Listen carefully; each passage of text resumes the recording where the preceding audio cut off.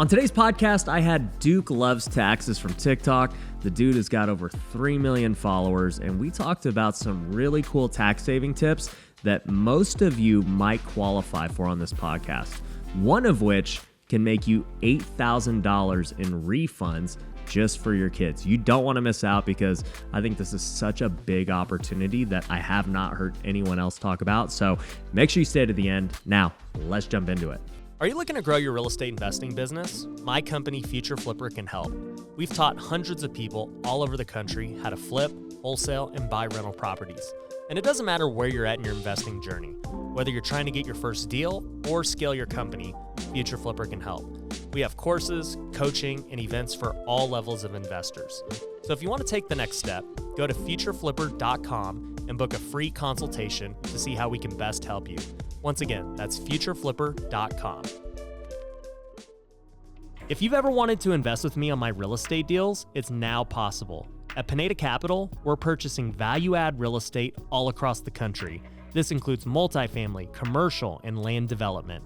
The best part is, with my network, social media presence, and marketing strategies, we're able to get the very best deals that others don't have access to. You can join in with me on those deals if you're an accredited investor. If you want to learn more, head over to PinedaCapital.com to see our current opportunities. Once again, that's PinedaCapital.com. Welcome to the Ryan Pineda Show, where our mission is to invest. I only expect to make money in things that I understand. Innovate. It's about believing in the future and thinking that the future will be better than the past. And inspire. I am much more likely to hit my goal just due to putting it out there. You're now rocking with the best.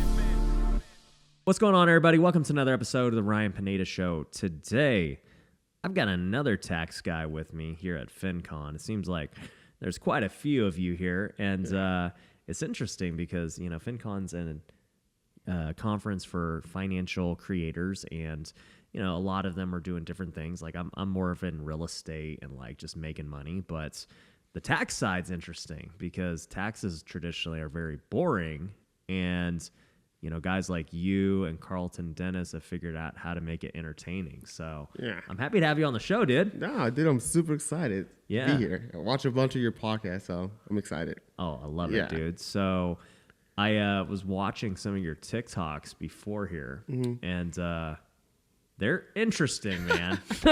They're not what I would expect from an accountant. Yeah. You're way different than all these other guys. Like, I seen that he's the clear value guy. Yeah. Yeah. Like the most basic, boring videos you've ever seen. And then I'm like looking at you and I'm like, this guy's wearing like a towel on his head, pretending to be a girl. And like, what is going on here? Dude, it just happened like randomly. Really, it started out, I couldn't find a wig.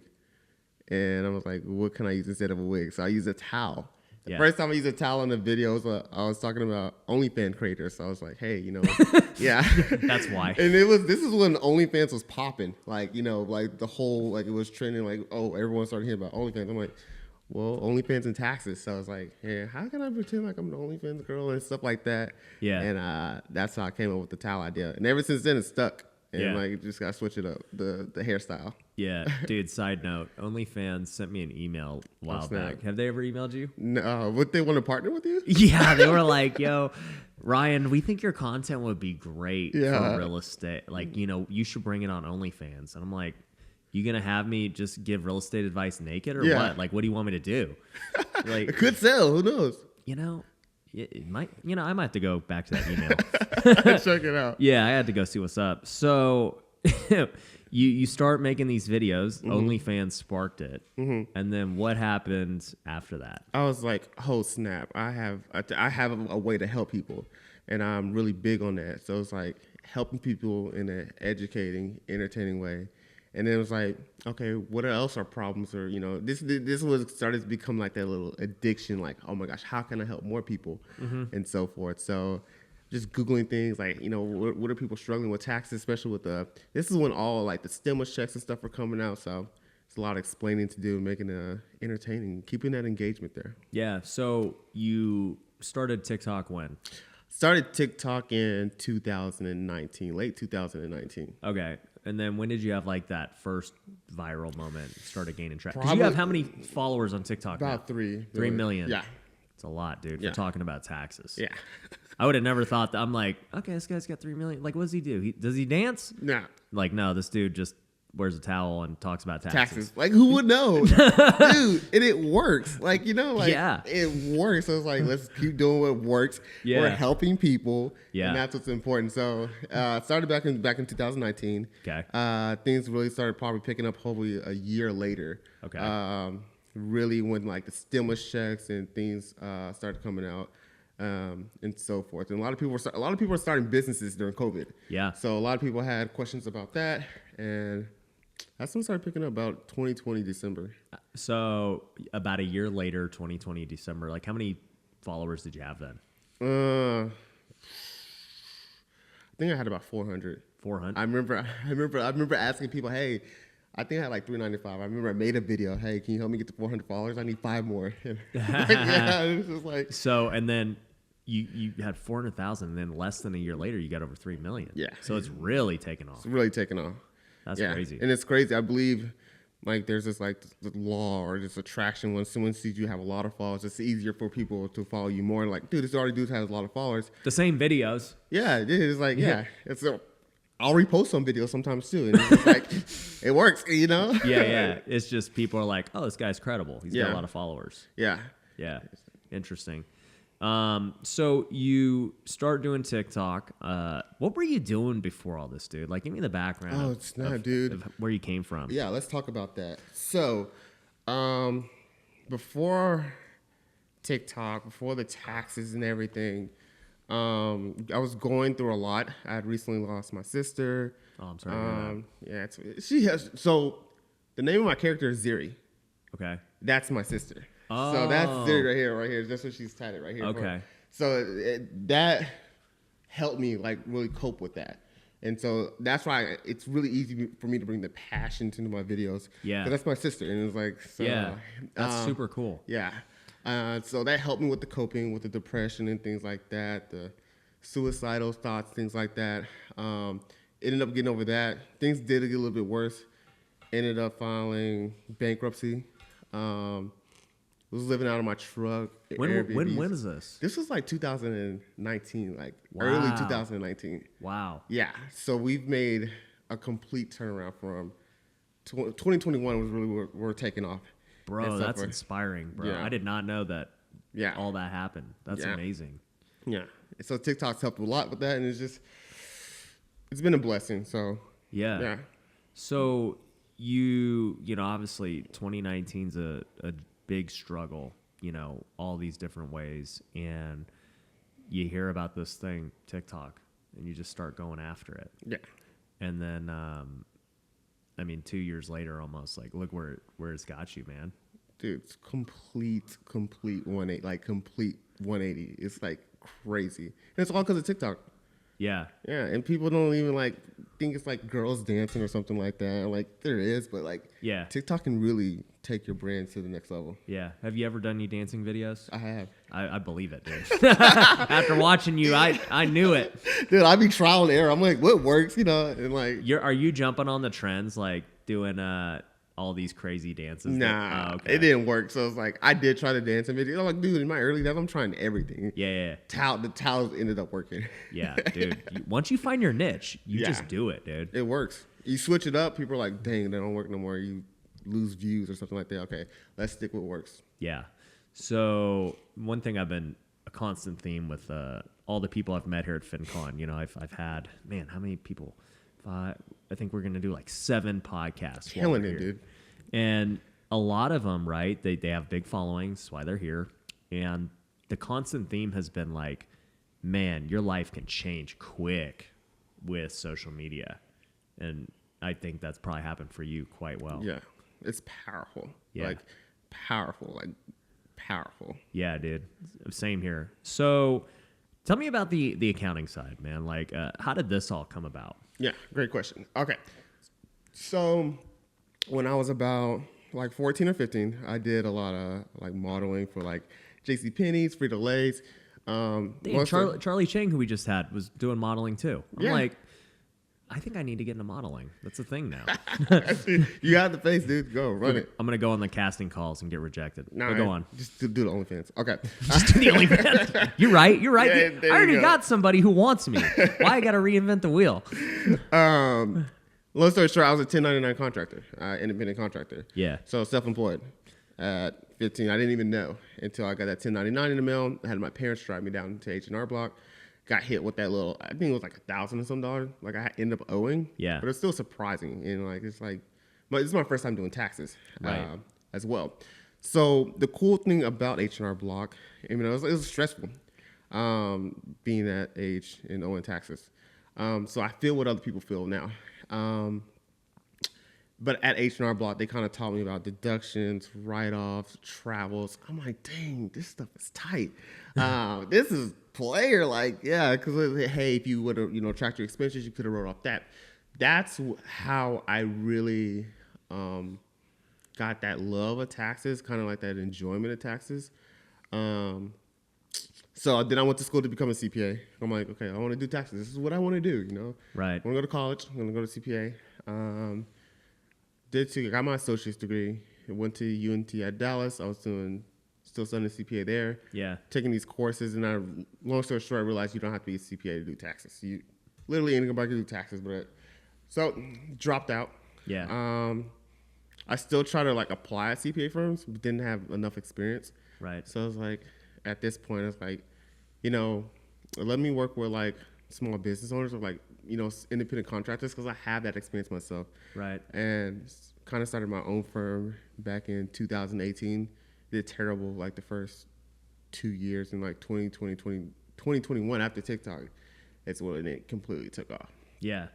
So you told me a story about how you dropped out of school because you're like, man, I don't need to be in school to be a CPA. Yeah. And I was talking to, you do to be a CPA, yeah, but not an EA. And I was talking to Carlton about this because, I never knew the difference. I'm like, but why would somebody, I didn't know you could just start doing taxes, kind of like being a realtor. You don't need to go to school. You could just, as long as you pass your tests and everything, you could do taxes. Yeah.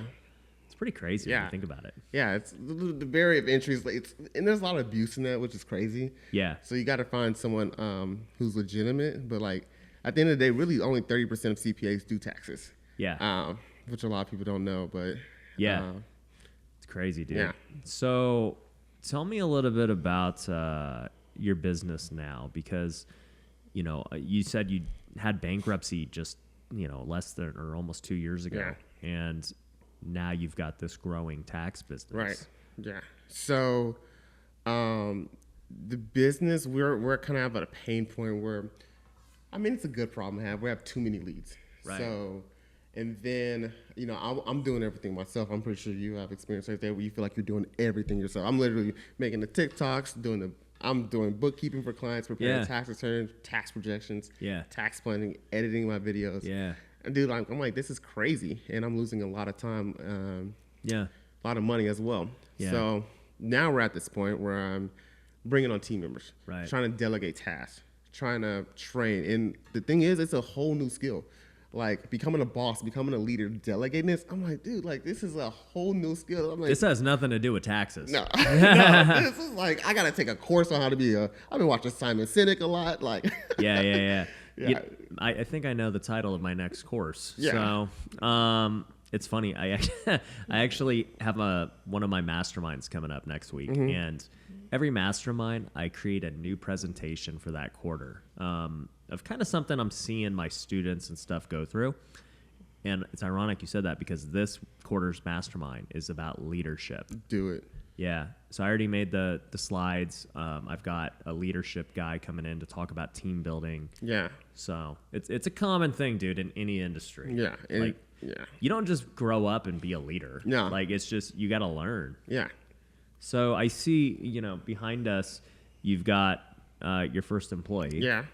What's she doing? So she's helping me with everything. So we're bringing up really everything. So the first problem we had is everything's in my head. Yeah. There's no process. There's no process. There's no script. There's no skill. Yeah. Nothing. And she's like, so how do you keep this all in your head? I'm like, I don't know. So helping with that, helping me find talent as well, which is super important.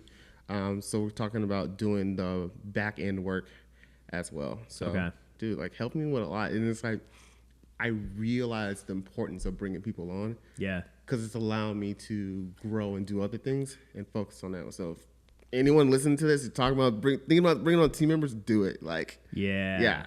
Don't wait, do it. Yeah, they're worth it. Yeah. So tell me about the business model before, because you were, an EA, taking your own clients, right? Just a one-man show. Yeah. And you were generating traffic through just TikToks, essentially. Yeah. And then now you've just got too many. Yeah. Yeah. So. And you've been referring them? Mm-hmm. So we're referring all out to our partner company in LA. Yeah. You need to get them to TrueBooks, dude. I don't know who this partner company is, but, Yeah. Yeah. TrueBooks, that's your company or something? Yeah. Oh, I'm like, why does he keep saying that? I'm like, yeah, dude. I own the company, man. Oh, TrueBooks. Yeah, dude. Got it. We got to put you on, dude. So, what do you guys? I think I actually did see it. Yeah. It's a green website. Yeah, you're right. And Money green, dude. Okay, I think. But you guys, so is it niche? Like you do real estate? Our focus is real estate. Because obviously a lot of my people that follow me are real estate, and real estate is the easiest way to get all the tax benefits. Yeah, dude. The tax code is written for real estate. I know. Essentially, it is. Like, yeah, they want you to be a real estate investor. Yeah. And it's funny because I tell people now, right, I got my career started not like trying to follow the tax code and I didn't even know about depreciation for like years. Mm-hmm. I just was like, dude, flip houses, make money. That's it. Mm-hmm. And then as I went along, I realized, man, I'm not paying like as much taxes as all these other guys. And I wasn't like buying rentals because of that. Mm-hmm. I just was buying rentals because I'm like, it's smart to buy rentals. Yeah. And then once it clicked one day where I was like, if I just buy a bunch of rentals, I don't owe anything. Yeah. This is cool. Depreciation is a game changer. Yeah, it's the magic behind the tax code. Yeah. And so as I did that, I realized, oh, man, like, okay. And then I saw, I think it was Robert Kiyosaki talking about it, where he was like, honestly, you literally just start businesses to buy real estate. Mm-hmm. That's it. Make your money doing TikTok and YouTube and whatever. For me, selling education and e-commerce stores and flipping houses, like make money doing that, but use that money, buy real estate. Yeah.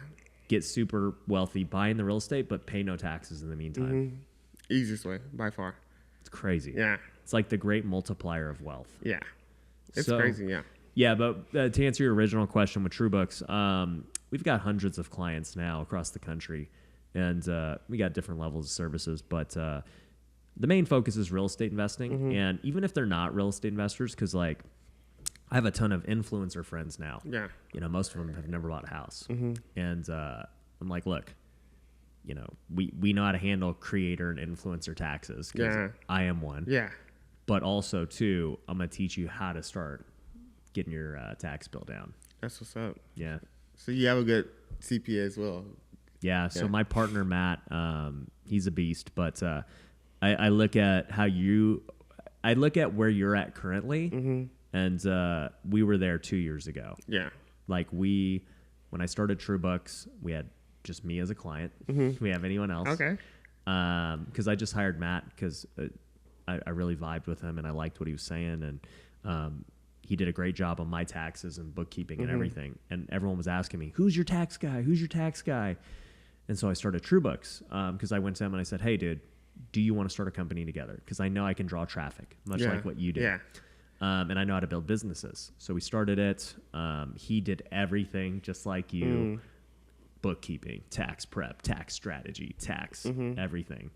And once we had, a certain amount of clients, we were able to hire, then hire again. So now we have, I don't know, a few CPAs on staff, a few bookkeepers, admin, different things. That gives me hope.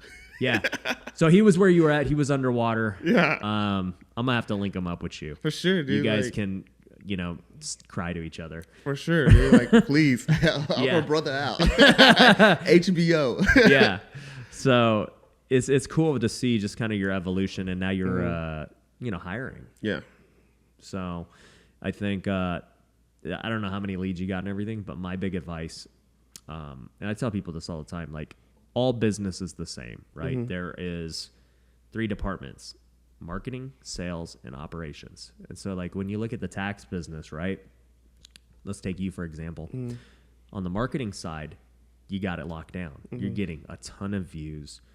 You know, people are going to TikTok. They're seeing your stuff. Could you do a better job at marketing? Sure. You know, you could push your stuff way more than you currently do. I looked at your TikTok before. Yeah. If you look at my stuff, dude, I ain't shy about it. Yeah. I'm like, yo, buy my stuff. Okay? Yeah. Because, at the end of the day, I used to be shy about it because I'd be like, oh, you know, I don't want to be a guru. I don't want to, like, always be pitching crap. And it's like, dude, if you got a product that can change people's lives and help them, you should be telling them about it all the time. Yeah. Because you don't realize, you know, somebody may never see this episode. And if I only said it in this episode, you know. True. So I think you could be even more, you know, outspoken about what you can do to help people. But too, like, so marketing's the first department. You're doing a good job. Sales, I'm sure you've encountered this. Like, you're getting a lot of leads, but you're probably not following up. You're not, like, doing all the things you can be doing. No. Yeah. Yeah. So beefing up a sales team in any organization is always, like, a very tough thing. Salespeople are, like, they're hard to find. Yeah. Good ones, right? Yeah, the good ones. And then the third thing with operations in the tax business anyway is like, well, there's so many products we have to offer, right? We can do bookkeeping, we could do tax prep, tax planning.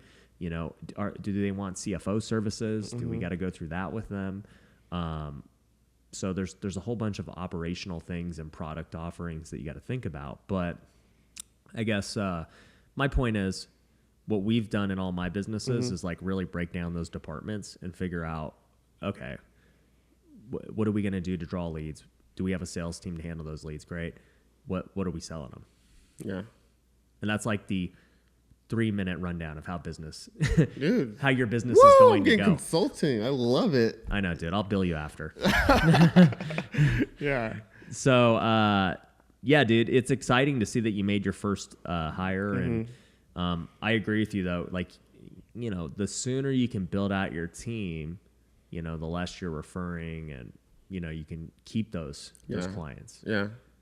But there is something to be said about referring, because referring takes way less effort.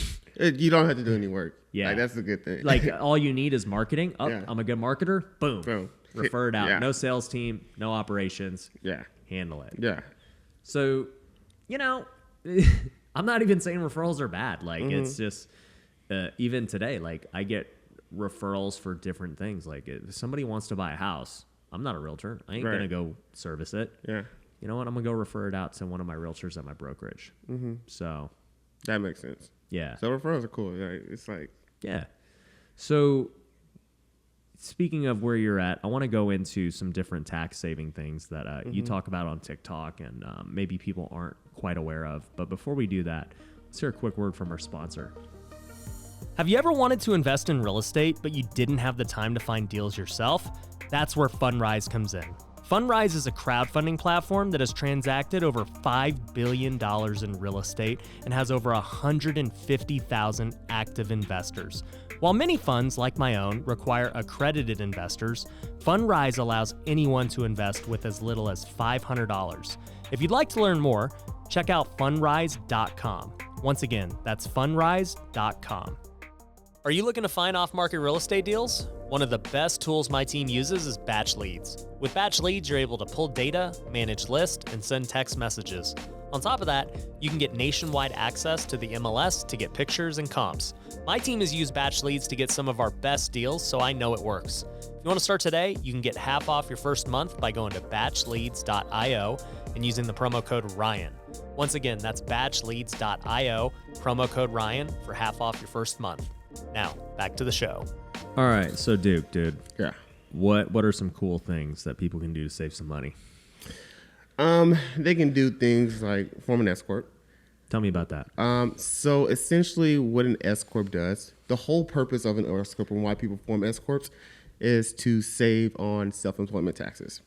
Typically what we tell our clients and everything is like we want to start looking at an SCorp when the business is profiting about $50,000 to $80,000. Okay. Then we'll talk about that. We'll walk through the strategy and things like that. But before any strategy, and this is like super important to me, and this is a problem that I always run into, is like, we got to have bookkeeping. Without bookkeeping, we can't do nothing. Like nothing. Yeah. Yeah. So that's the number one thing. So the number one tip I have is like, hey, always take care of your bookkeeping first. Yeah. If we can take care of your bookkeeping first, we can see where money's going. We can see how money's coming in. If it's good, then we're going to talk about some tax strategies like, hey, how we can write off your car, how we can form an SCorp. Let's talk about the home office deduction or hiring your kids in your business. So. Yeah. So it seems like and this is something we see at TrueBooks all the time. Like bookkeeping, like you mentioned, is number one. Yeah. Because when you think about bookkeeping, there's three things that it helps. Like one, it's going to make your tax prep way less. Yeah. There's less work from the accountant. Like it's already ready, rolling, baby. Two, it's going to help you make better decisions throughout the year. Right. I don't understand how businesses make decisions without knowing their numbers. Right. I see it all the time, and I was guilty of it when I was hustling and making things happen. Yeah. Like I don't have time to keep books, dude. Right. I can't look. I have no detail orientation around me. It's dude. fine. It's getting done though. That's what's important. Yeah, and so I remember I'm like, yeah, I'm making a lot of money, but where's it at? Like it's not in my bank. Right. And I realized like, oh man, there's a lot of money going in and out that I'm just not aware of. Yeah. And so I think bookkeeping will help you actually know. That's why we called the company True Books. Yeah. You need to know what's truly happening. Super important. Yeah. A lot of people want to save on taxes, but they don't want to take care of the most important thing, which is bookkeeping. You have to pay for it. But yeah, the third thing it allows you to do is typically, like, if you're going to get bookkeeping, with us anyway, too, is like you're going to get all the other services as well. Of like, okay, now that we're keeping your books and we're doing tax prep, we know for sure we can help you with tax planning and all the things you just mentioned. Yeah, you can identify opportunities. Yeah. So tell me about the SCorp. It's a common thing that people may have heard of, but they don't really understand why. Why do you have to be making 50 to 80 for it to make sense? So it typically starts making sense between that 50 to 80,000 range because there's an additional expenses that comes with forming an SCorp, such as an additional tax return. So you're filing a separate tax return. So typically when you're, sole proprietor, you're self-employed, your business income and expenses get reported on your personal tax return. Right. Now we're filing an additional tax return. So let's say we form an SCorp, and let's say, hey, dude, you're doing about $40,000. I think forming an SCorp can save you about $1,000. Right. Hey, but the SCorp tax return costs $1,200. You're like, so it's like you're saving taxes, but you're incurring more expenses. Yeah. So typically this is why bookkeeping is really important. When you look at that threshold, hey, your net profit's about 50 to 80, because not only that, we got to do payroll software. Right. So that's an additional expenses. There's a lot more maintenance that comes with forming an SCorp. And so you want to make sure your tax savings are higher than those additional expenses. Yeah. And typically we see that around that 50 to 80,000 cushion. Yeah, for sure. So I know that how it works, and you can go and explain a little more detail of like the self-employment side. Like why is it saving? Yeah, cool. So when you're self-employed, you're paying the whole 15.3%. Right. A self-employment tax. So let's say I make $100,000, pay $15,000. Yeah, 15. Yeah, 15. Yeah, 3. Now the cool thing about having an SCorp is that one of the requirements that the IRS has is that there's a lot of people miss this too. If you form an SCorp by yourself, if you're listening to this, one of the requirements is that the owners has to pay themselves a reasonable salary. Right. Okay. So let's say we're doing another SCorp. Let's say it's $100,000, right? And let's say we're paying ourselves $50,000. Right. So that's a $50,000 deduction on the tax return. Right. So now that net income is $50,000. Yep. And that's where we're paying those additional taxes on. Yeah. So $7,500 now. Yeah. Yeah. So those were the savings. So the whole purpose of forming an SCorp there's a lot of purposes, but the main reasons why we do it is to help you save on self-employment tax. We want you to pay yourself and write it off. Yeah. Unfortunately, you cannot pay yourself and write it off if you're sole proprietor, if you're self-employed. Right. So the only way you can pay yourself and write it off, the main way you can do it is by forming an SCorp. Yeah. In order to form an SCorp, we want to make sure we have good books, and we want to make sure we have that net profit around $50,000 to $80,000. Okay. Yeah. Like 50 to 80 is like the minimum. Yeah, that kind of like that. Yeah. Just a wiggle room. Just Yeah. Got it. So tell me a little bit about these deductions with kids that you mentioned, dude. Tell me, I got 2 kiddos, dude. How can I pay these kids, man? Yeah.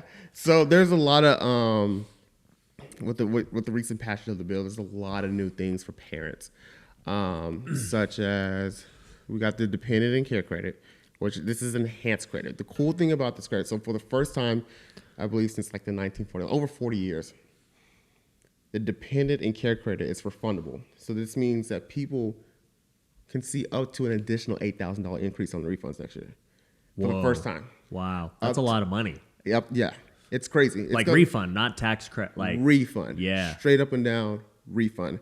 This is the first time in 40 years this is happening.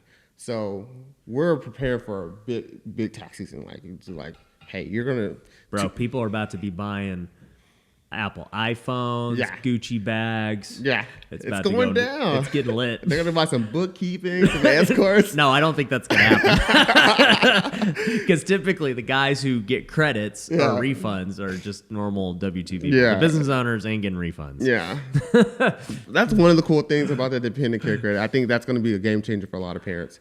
How does it work? Like, why would you get $8,000 back? Tell me. So this is how it works.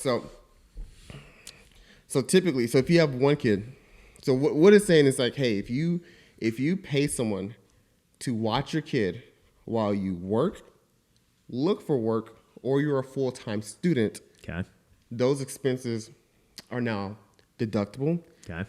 And you can get up to 50% back as a refund. Oh. Up to 50%. This is the first time. So like if I spend, what would I have to spend? $16,000 in childcare? Exactly. So okay. here's where that little comes in. So for one kid, the maximum amount of expenses you can claim is $8,000. So that means if you have one kid, the biggest increase you can see is about $4,000. Got it.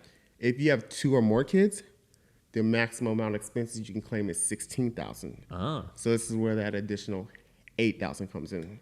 So I just want to be clear of how this will work. So I spend $16,000 on childcare, right? I spend it. That company made the money. Mm-hmm.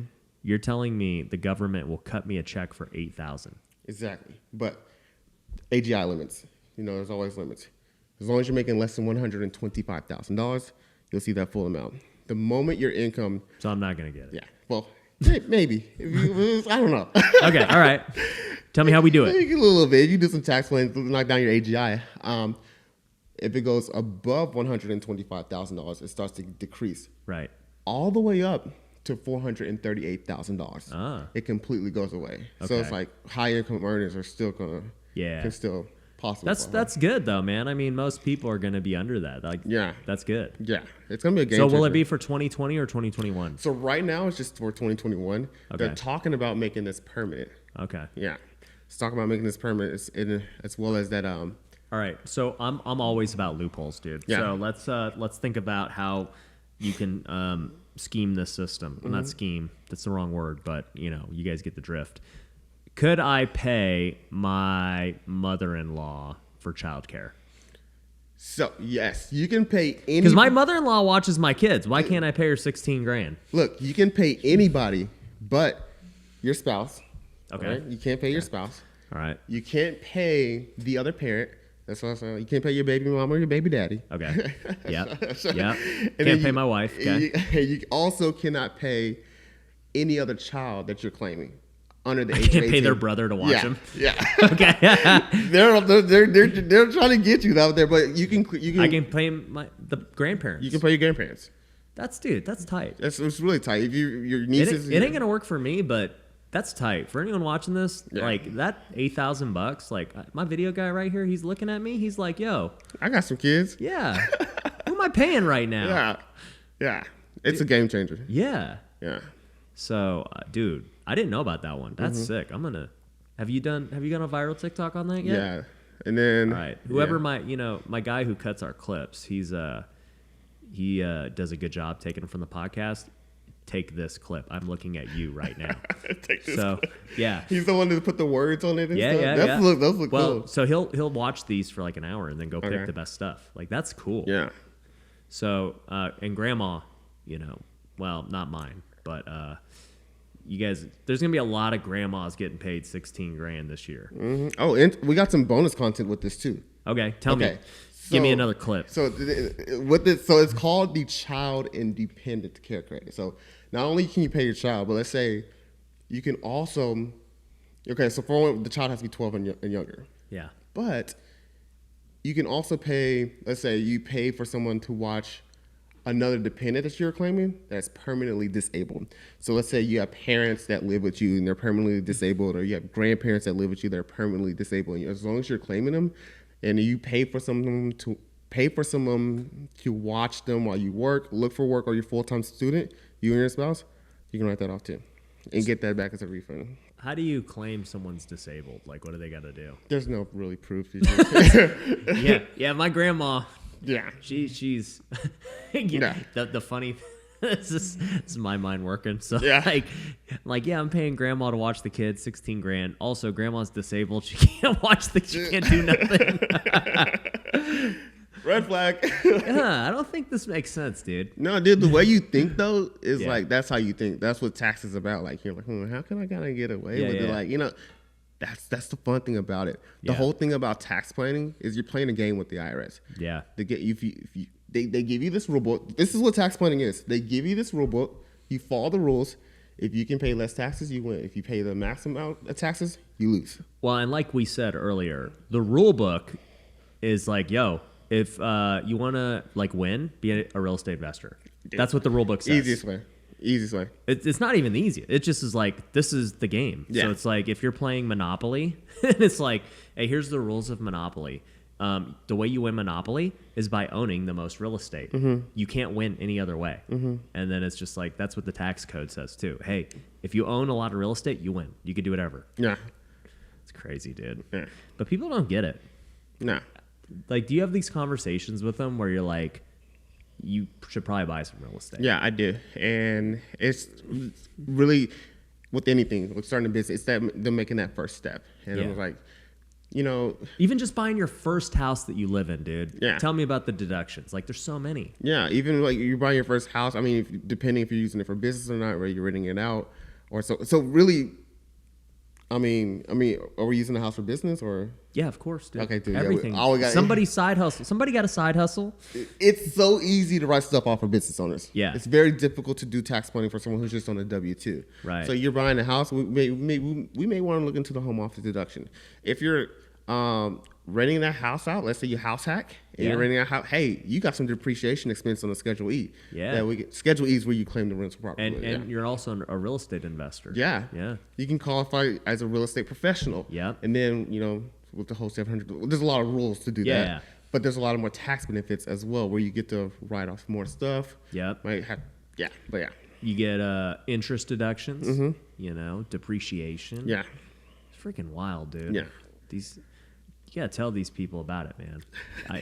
I try and tell people, but I forget that people don't know. Yeah, they don't. Yeah, because and it's funny because, like I said, even after I'd flipped a bunch of houses, I still didn't know. Yeah. I was just doing it because I'm like, oh, rentals are cool.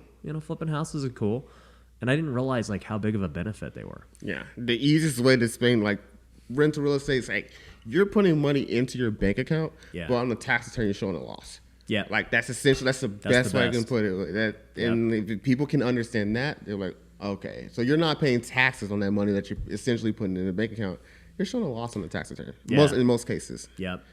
So tell me a little bit about what you. Okay, so this isn't set in stone, but I'm curious to hear your thoughts. Yeah. What do you think's gonna happen with just taxes for the next few years with new administration and stuff? What do you see? Or what are you reading about all that? So there's definitely a lot of talk about taxes increasing. Right. In the future, especially with a lot of debt going on and stuff like that, with the stimulus package and things like that. So I don't believe taxes are going to get lower. I believe they're going to get higher. Yeah. Yeah. So what do you see? So like you said, this child thing is new, right? Yeah. What do you see other new things happening? Have you heard of any new things they're doing initiative-wise? So same with the child. They're doing a monthly. I don't know if you heard of it. They're giving the child tax credit in advance. Yeah. So instead of waiting to file your tax return to receive the child tax credit, they're already giving to you monthly payments now. How?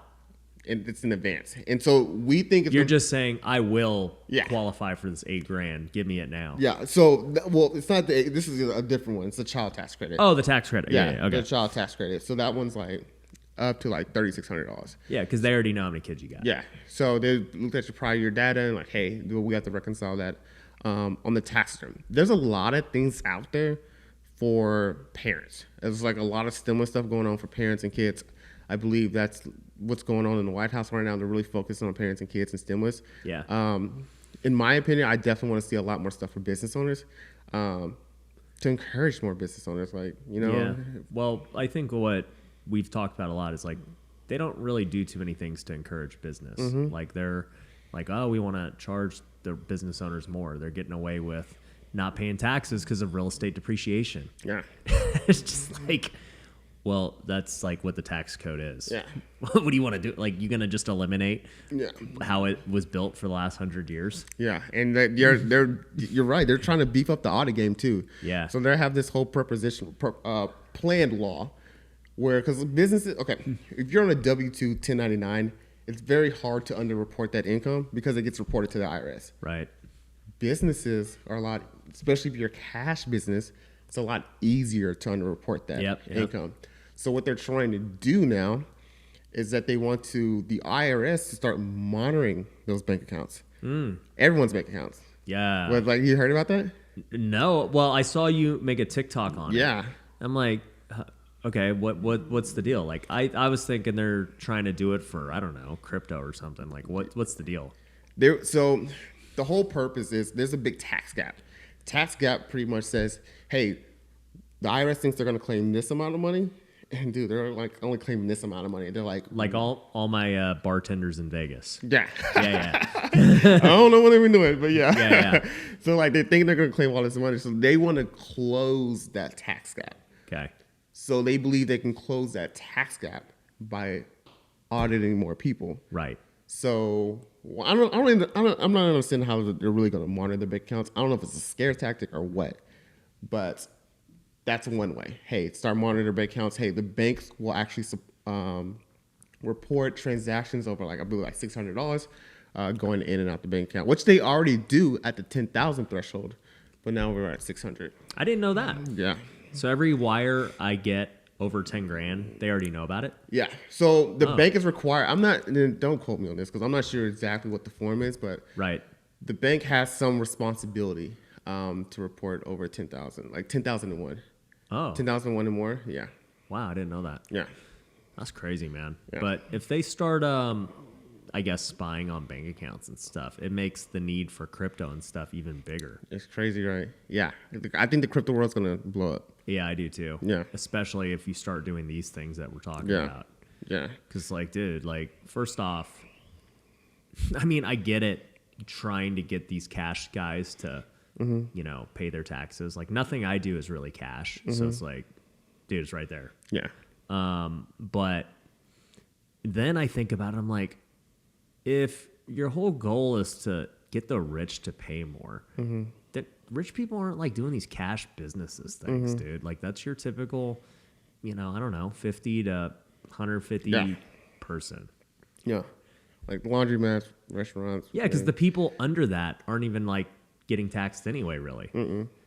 So it's like you're really going after the middle class again, which is like who you're trying to like help. Yeah, dude, they audit the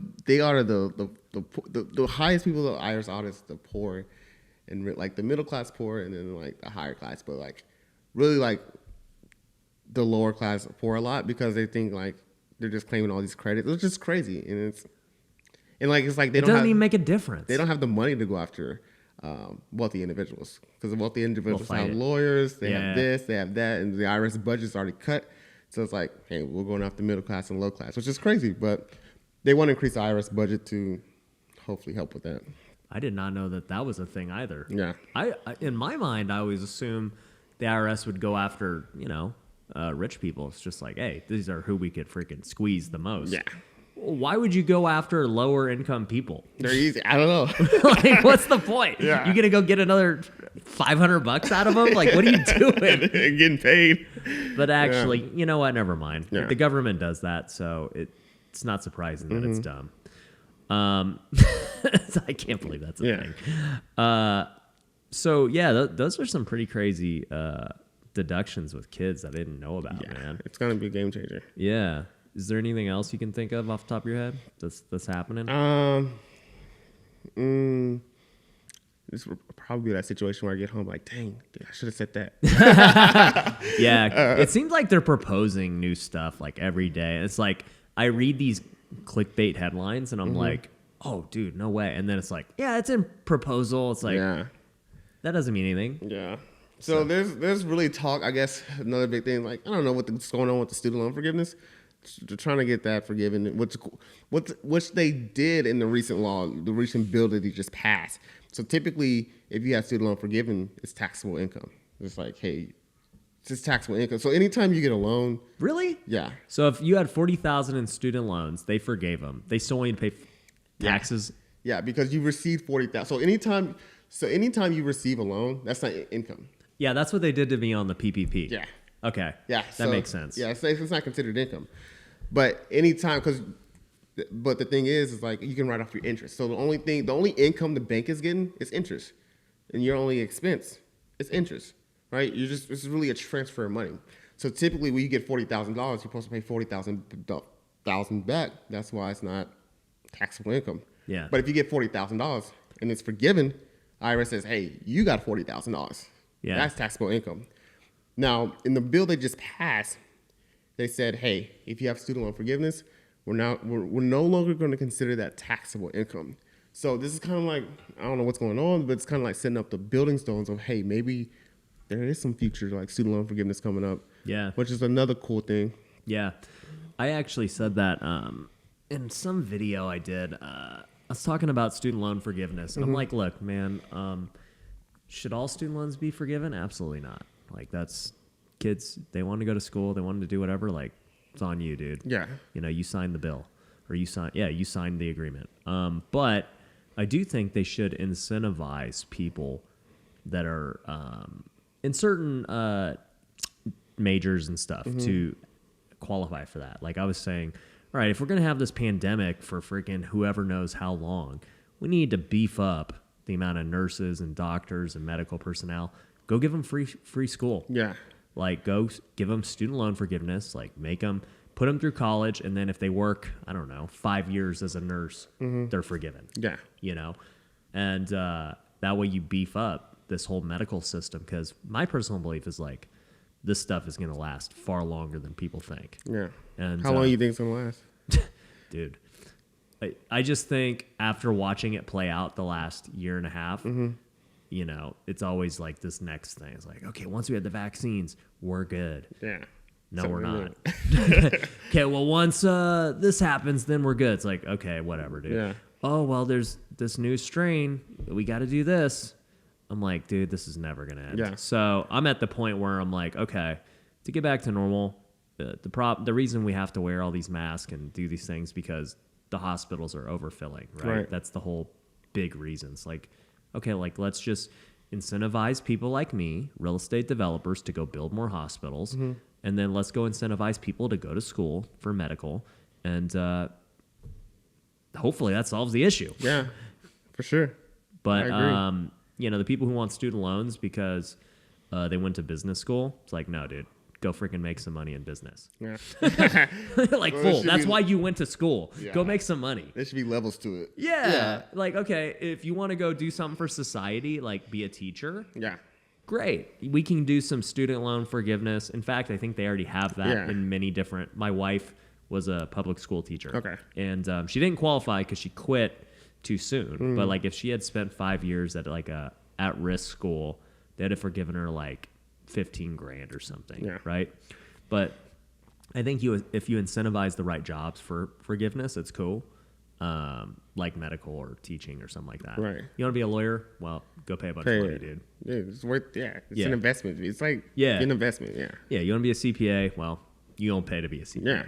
It's an investment. Yeah. Yeah. So, well, dude, it's been really fun talking to you and getting to know you. And Yeah. I did not know you had such like a inspiring story, and to be where you're at today is like living proof that, dude, one, your life can change really fast, Right. You know, and two, like the power of social media is very big, and I think it's only going to get bigger. Yeah, I agree. Yeah. Dude, it's gonna blow up. Like, Yeah, it's dude. kind of crazy. So, guys, if you want to learn all these new things that are happening in, you know, the tax code and how you can save money, many of you probably just saved $8,000 you did not know about by listening to this podcast. So, definitely go follow Duke Loves Taxes on TikTok and, you know, go get that free game, Yeah, man. let's do it. Yeah, baby. So, Thanks for having me. yeah, I man. appreciate you guys for listening. Make sure you subscribe, leave a 5-star review. We'll catch you on the next one. Thanks for watching The Ryan Pineda Show. If you want to work with me, head over to ryanpineda.com. You can find my courses, coaching programs, and upcoming events. We also have free resources you can download, so head over to ryanpineda.com.